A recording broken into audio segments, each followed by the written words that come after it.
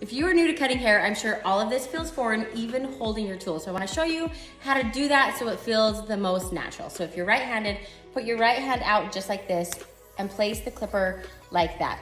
That's with the back. I kind of use my forefinger to like guide it and the thumb right in the middle.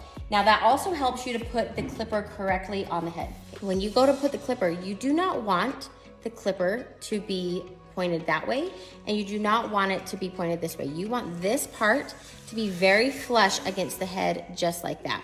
Now the reason you want it to be flush is so you don't get clipper lines. So if it's not flush, obviously you're not going to have a super precise cut with your clipper, and so you might see little lines or you might have hairs that poke out and you miss.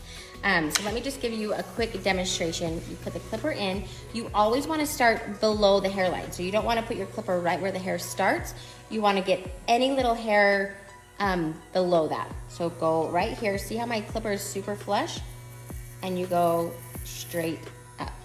Now with these nice clippers, you will only have to go over it once, maybe 2 times, and it will get all the little hairs.